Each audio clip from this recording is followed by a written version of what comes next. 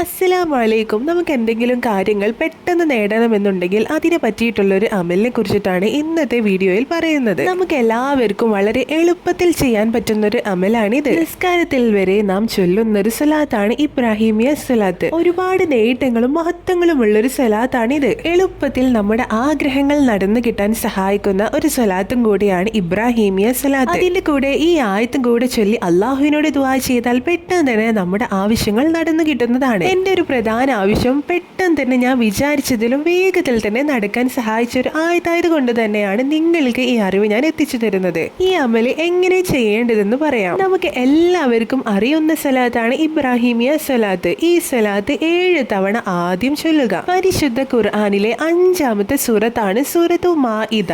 ഈ സൂറത്തിലെ 114ാമത്തെ ആയത്ത് ഖാല ഈസ എന്ന് തുടങ്ങിയിട്ടുള്ള ഈ ആയത്ത് 11 തവണ ഓതുക. അവസാനം ഇബ്രാഹിമിയ സ്വലാത്ത് 7 തവണ ഓതിയിട്ട് അള്ളാഹുവിനോട് നിങ്ങളുടെ ആവശ്യം പറഞ്ഞുകൊണ്ട് ദുആ ചെയ്യുക. ഇൻഷാ അല്ലാഹ് പെട്ടെന്ന് തന്നെ നിങ്ങളുടെ ആഗ്രഹങ്ങൾ നിറവേറുന്നതാണ്. വേഗത്തിൽ നിങ്ങൾക്ക് ആഗ്രഹം നിറവേറണമെങ്കിൽ ഈ അമല് ചെയ്താൽ മതി.